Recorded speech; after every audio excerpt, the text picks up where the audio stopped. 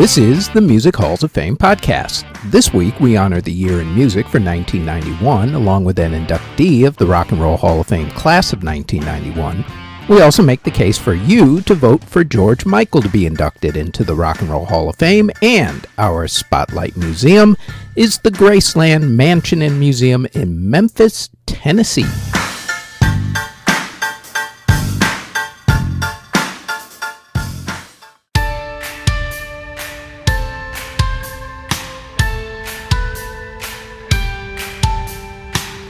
Before we get going with the podcast, like everyone tells you, please like, subscribe, and hit the notification bell so you'll know when these podcast episodes drop, which is usually every Thursday. Now, on to this week's episode.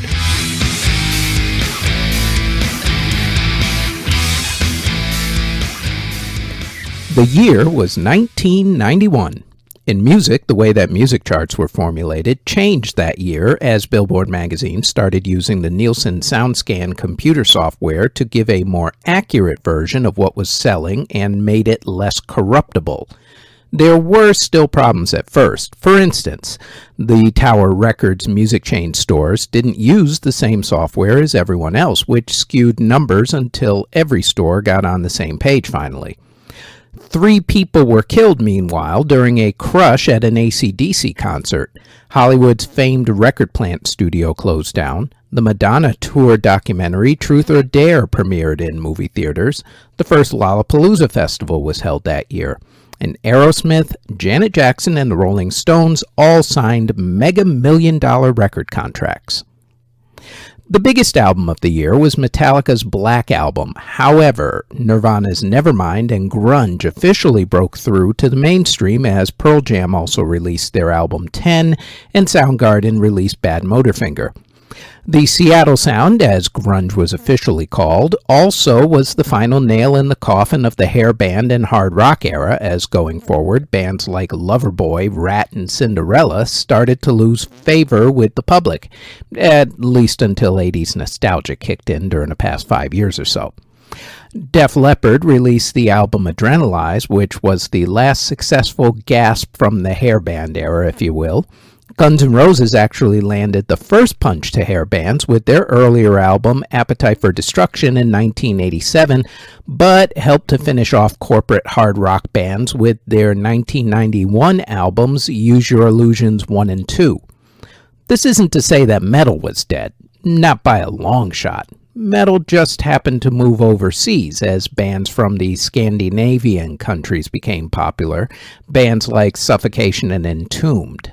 Alternative rock also started to take off as R.E.M. released Out of Time, the Smashing Pumpkins released Gish, Toad the Wet Sprocket released Fear, and the Red Hot Chili Peppers released Blood Sugar Sex Magic.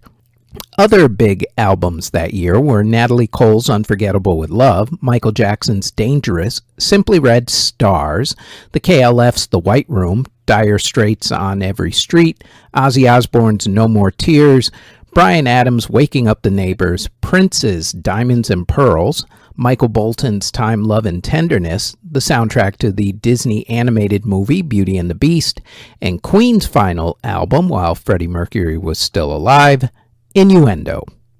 The biggest song that year was the theme song from Robin Hood, Prince of Thieves, Bryan Adams' classic, Everything I Do It For You. Whitney Houston sang one of the most memorable versions of the Star Spangled Banner at the Super Bowl that year. Her version was released as a single and became a huge hit as people were caught up in the patriotic fever, since the first Gulf War had started only a week or so earlier than the Super Bowl. Other big songs of 1991 included I Wanna Sex You Up from Color Me Bad, CNC Music Factory's Gonna Make You Sweat, Everybody Dance Now, Paula Abdul's Rush Rush, One More Try from Timmy T, Unbelievable from EMF, Extreme with More Than Words, High Fives, I Like the Way, The First Time from Surface, and Baby Baby from Amy Grant. Janet Jackson also became the first artist to have 7 songs from the same album, in this case Rhythm Nation 1814, to make it to the top 5 on the Billboard Singles Chart. Garth Brooks became a megastar with the country album Ropin' the Wind, helping to move pop country to the forefront for pretty much the entire 1990s.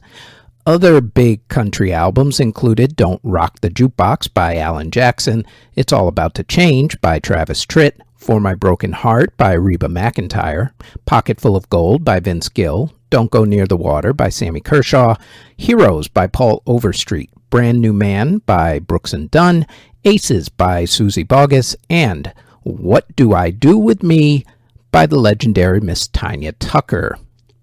On the singles chart, Garth Brooks had 4 number-1 songs with Unanswered Prayers, The Thunder Rolls, Shameless, and Two of a Kind, working on a full house.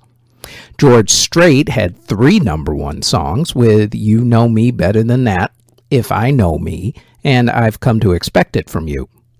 Brooks and Dunn had 2 number-1 songs on the country charts with Brand New Man and My Next Broken Heart.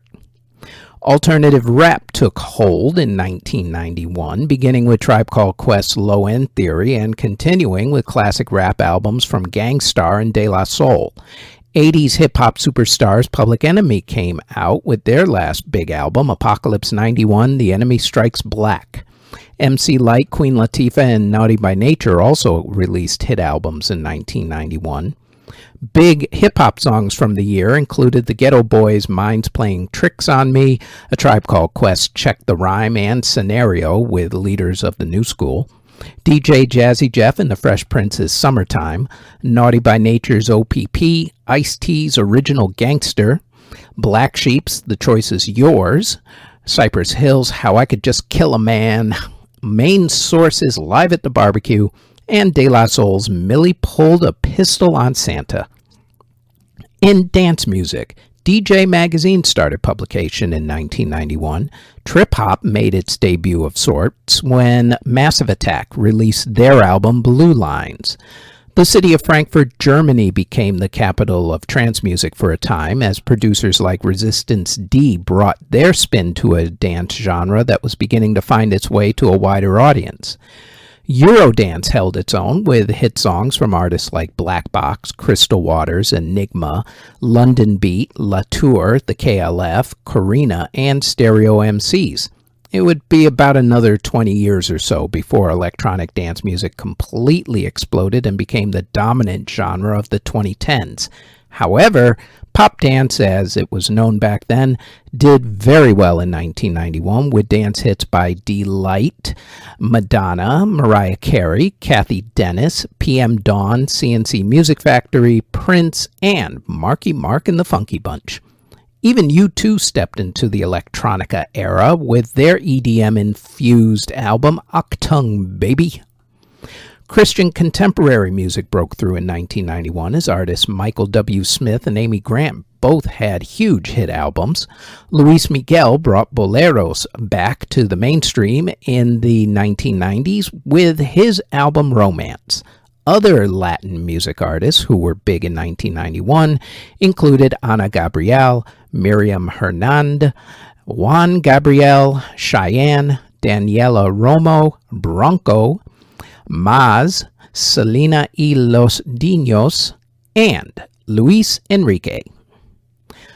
Bands that formed in 1991 included Two Unlimited, A.B. Logic, Blackstreet, Belly, Bone Thugs and Harmony, Counting Crows, Chemical Brothers, Cake, House of Pain, Luscious Jackson, The Muffs, Oasis, Painkiller, Pete Rock and CL Smooth, Powerman 5000, Primitive Radio Gods, Rage Against the Machine, Utah Saints, and the 3-6 Mafia.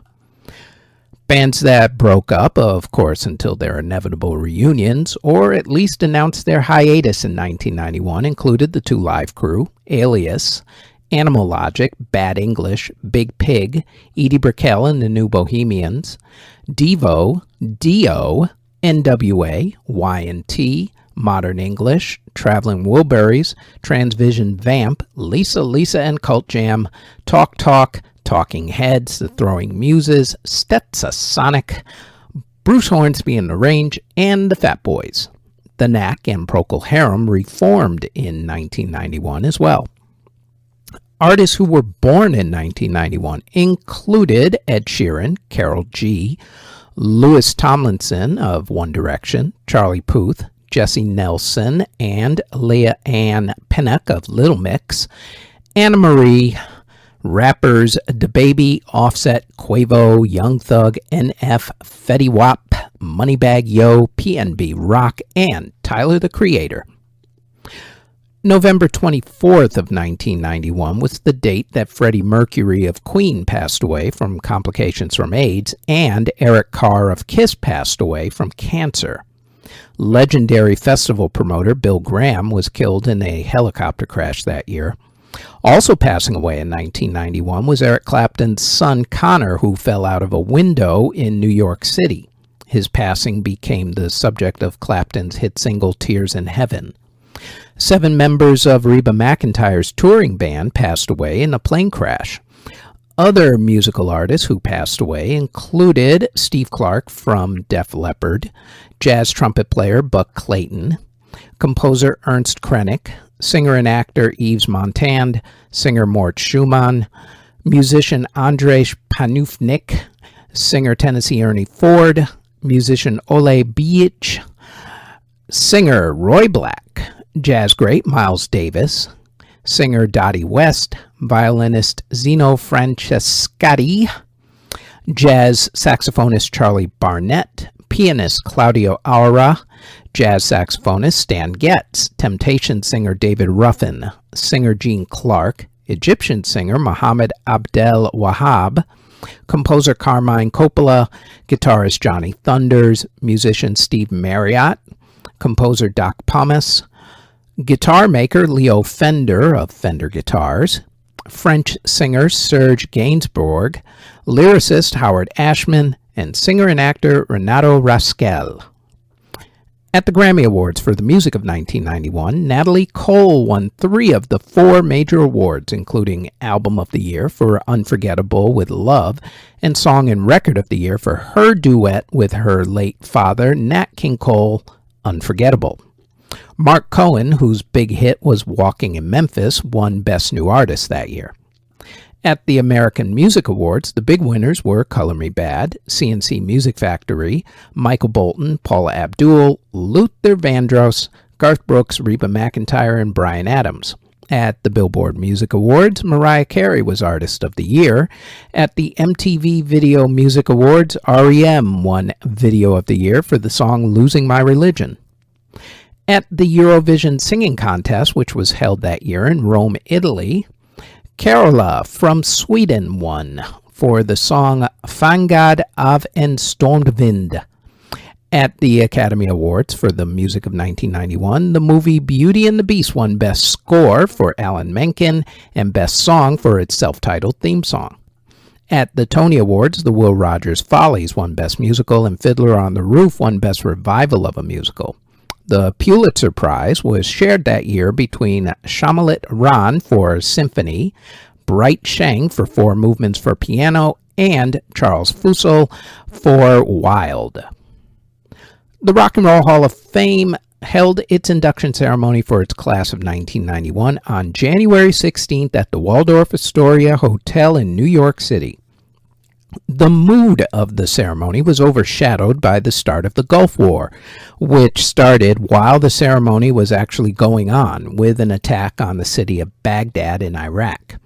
In fact, during that night's attack, CNN, then a fledgling cable news network that only some people really knew about, were one of the first and few news outlets who were broadcasting the attack live from a Baghdad rooftop.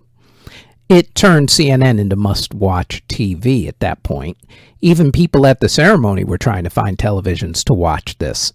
That night was the unofficial night that the 24/7 news cycle became a thing, as people were glued to their TV sets as the war unfolded, making CNN famous. During the ceremony, the hall inducted record executive Nesui Erdogan into the non-performers category. Band leader Dave Bartholomew and record producer Ralph Bass were inducted into the non-performers category. And in the performers category, the Hall inducted John Lee Hooker, Laverne Baker, the Byrds, the Impressions, Wilson Pickett, Jimmy Reed, and this next duo.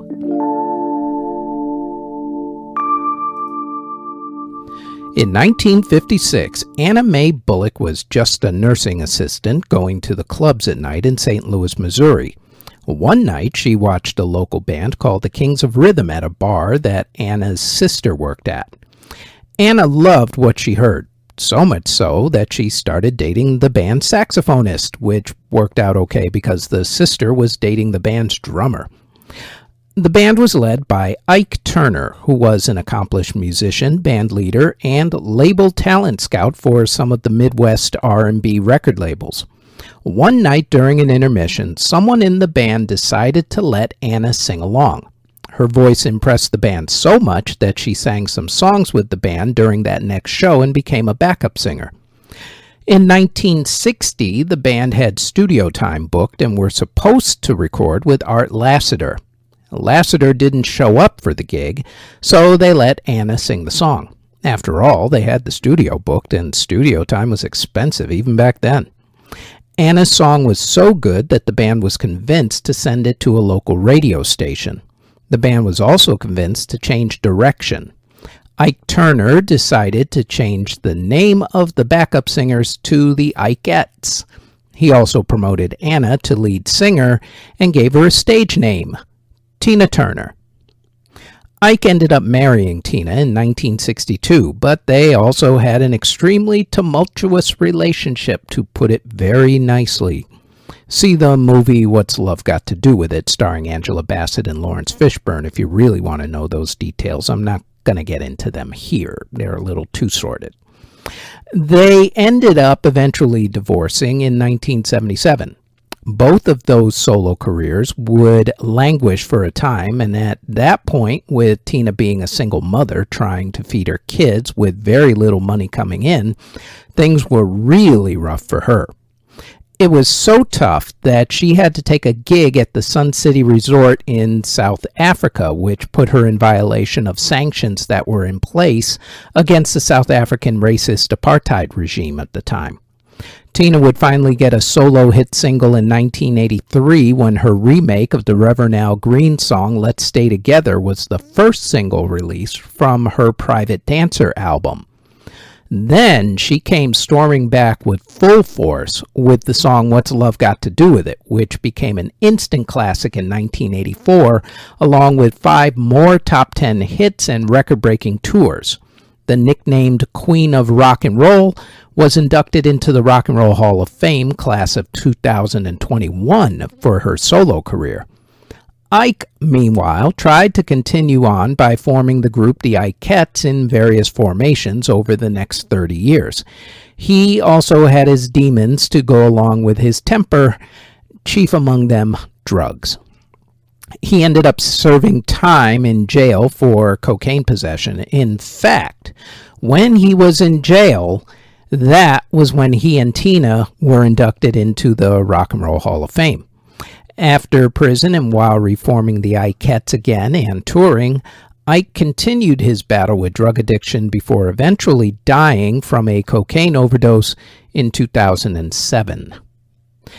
As Ike and Tina Turner, they released 70 singles and had hits like Proud Mary, It's Gonna Work Out Fine, A Fool in Love, I Idolize You, Poor Fool, I've Been Loving You Too Long, River Deep Mountain High, and Nutbush City Limits. They also released 26 studio albums and 12 live albums and were nominated for 7 Grammy Awards, winning 1 for Proud Mary in 1972. Both Proud Mary and River Deep Mountain High were inducted into the Grammy Museum Hall of Fame. In 1989, Rock and Roll Hall of Fame inductee Phil Spector was presented for induction by Tina Turner. In 1991, Phil Spector returned the favor. Presented for induction by Phil Spector, Ike Turner, and Anna Mae Bullock, a.k.a. Tina Turner. Ike and Tina Turner, inducted into the Rock and Roll Hall of Fame, class of 1991.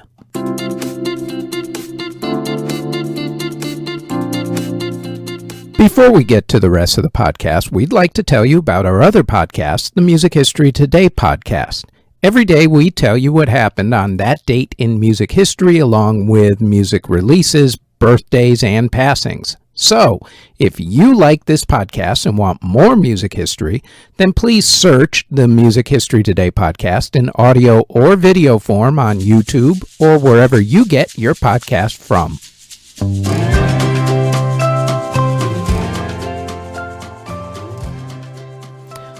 This week, we're going to make the case for you to vote for George Michael to be inducted into the Rock and Roll Hall of Fame. We're not going to incorporate his work with Wham in the argument, though, which, let's face it, Wham had a bunch of cheesy songs, even by 1980 standards. For the record, though, I will die on that hill and say that Careless Whisper by Wham is one of the best songs of the 1980s and will definitely stand the test of time. Okay, now that that's been said, let us concentrate on George, the solo artist, that is, not the guy from Wham.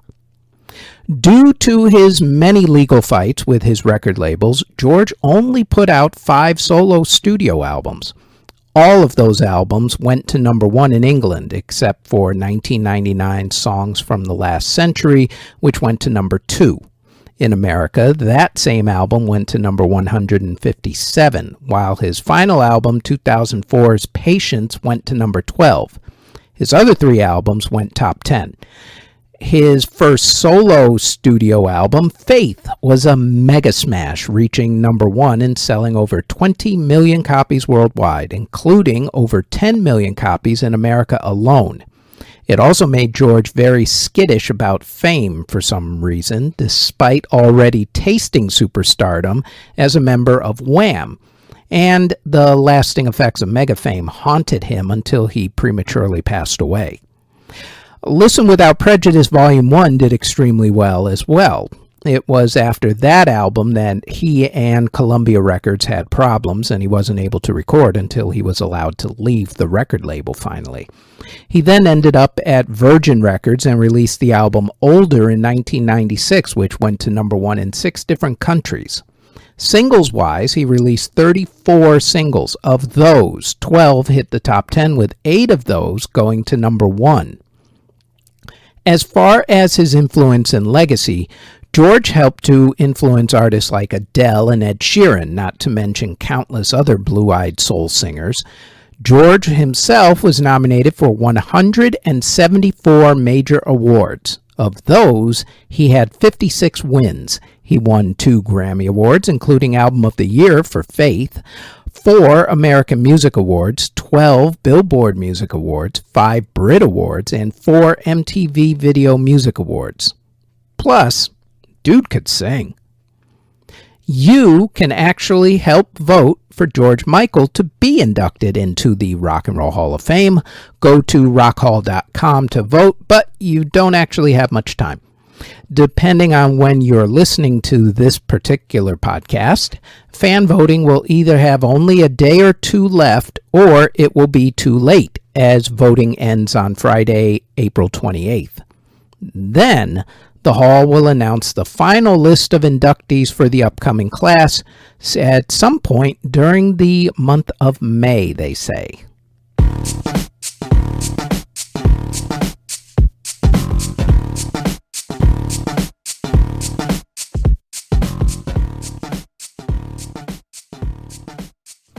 Located on Elvis Presley Boulevard is Elvis Presley's famous mansion, Graceland.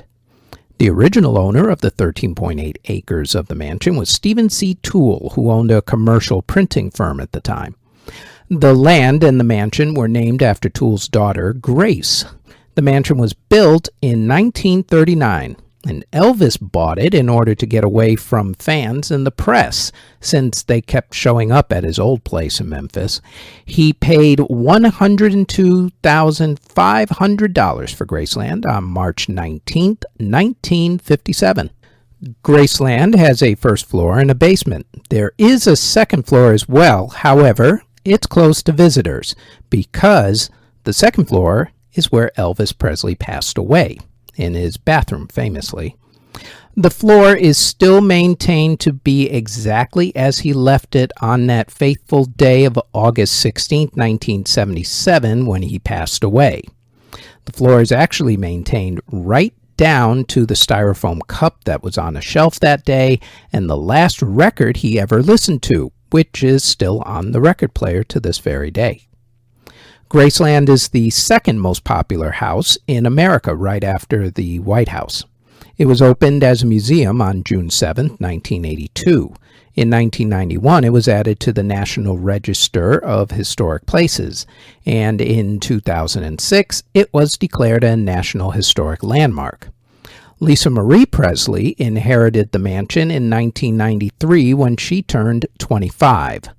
She was already on record as saying that the house was never going to leave the family, as she already had it in her will that the entire enterprise was going to go to her children, including the house, museum, etc. Now that she has tragically herself passed away, there have been some unresolved issues with the will, of course, much like a lot of things that involve greed and egos. Since Elvis's death, the property has grown from 13.8 acres to over 100 acres today. Today, there's not only the tour that you can do, but also the Presley Motors Automobile Museum, a museum dedicated to his career, along with airplanes that are still on the property. Elvis's grave is also there, along with the graves of his mother, his father, his grandmother, and now, unfortunately, his daughter, Lisa Marie, and his grandson, both of whom passed away way too young and quite tragically. There's also a headstone in honor of Elvis's stillborn twin, Jesse Garon. Yes, Elvis Presley had a twin. There's also a hotel with 450 rooms called the Guest House at Graceland, which has 2 restaurants and a movie theater. Graceland is open 7 days a week from 9 a.m. to 5 p.m. Ticket prices go anywhere from $44 to $196, depending on the package that you're doing. As with all museums these days, check their website first for updated ticket prices and hours of operation, especially during holiday seasons. Their website is graceland.com, and we'll put that in the show notes. There's a lot of stories that we can tell about Elvis, but this time around, let's talk about one of his songs. In 1968, musician and songwriter Mark James was a guy who was in demand. He had written songs that had been very popular, especially in the southern United States. James had relocated from Houston, Texas to Memphis, Tennessee to write and record with Skepta Records. His wife didn't actually like that idea too much and thought that James was up to no good sleeping around with whoever, which, for the record, he wasn't. The guy actually just really couldn't catch a break from a jealous wife. She was always suspicious, and he felt like he was caught in a trap that he couldn't walk out of. That line actually became the basis for the song that he was working on one night while he was fooling around on his guitar. He finished writing the song, recorded it, and then released it. Unfortunately for James, Skepta Records didn't do much to help promote the song, so it ended up just dying on and off the charts pretty quick. Fate, as luck would have it, would soon intervene, though, on James's behalf. Enter one Elvis Presley. For much of the 1960s, after his release from military duty, Elvis had gone Hollywood. While he still recorded a few decent songs for his movies, Viva Las Vegas, for instance, a classic, and a few not-so-good songs for his movies. Clambake, anyone? Remember that one? Probably not. Elvis was a long way from Heartbreak Hotel and closer to the Cheese Factory, both in terms of his music and his weight. Elvis and Hollywood had, to be honest, imploded his rock career. Dude just simply lost his swagger and street cred. Let's be blunt. The good thing, though, was that after a number of years, Elvis realized this little fact and decided to get back to putting out some great songs. Earlier in 1968, he did a TV concert on NBC television. The concert, where he sat with the audience around him, tanned, trimmed man ready for business in black leather, was a huge success and signaled that the young Elvis with the swagger was back. Elvis's management decided to capitalize on his revitalized popularity and record a new album. As luck would have it, he recorded it at the same exact recording studio that James was working out of, and that gave James an idea and, more importantly, an opportunity. Since he was a hit songwriter, he was asked if he had any new songs that Elvis could sing. James knew that another popular singer named Tom Jones had a mature sound and said that if Elvis could get more mature songs to sing like Tom Jones had, then Elvis would be successful in his new version of his career, and James had just the song for Elvis. James got his song in front of Elvis's management, who got it in front of Elvis, who liked it, despite the fact that it had already been recorded before. Elvis recorded the song in the early morning hours of January 23, 1969. The song almost wasn't recorded, though, because of an argument over, of course, publishing rights. James was entitled to more than half of the publishing rights, but Elvis's people, of course, wanted at least half. That left a really bad taste in James's mouth. Elvis's record label RCA eventually stepped in and explained to James that there would be plenty of money for everybody to share because they knew that the song was going to be a big hit. After that, James finally relented and went with only half the money.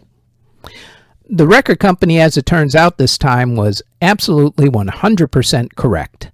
On August 26, 1969, Elvis's version of the song, Suspicious Minds, was released and went to number 1 in America. It also went to the top 10 in 9 other countries and was the 18th biggest song of 1969. The comeback album that it came from Elvis in Memphis, did extremely well too. The song that James wrote would end up being Elvis Presley's last number 1 song in America. Suspicious Minds, caught in a trap he can't walk out of, as done by Elvis Presley, whose former mansion, Graceland, you can visit in Memphis, Tennessee. And that is it for this episode of the Music Halls of Fame podcast. For more podcast episodes, which drop every Thursday in audio and video form, then please like, subscribe, and click the notification bell on YouTube, Spotify, Apple Podcasts, iHeartRadio Podcasts, CastBox, Google Podcasts, or wherever you get your podcasts from.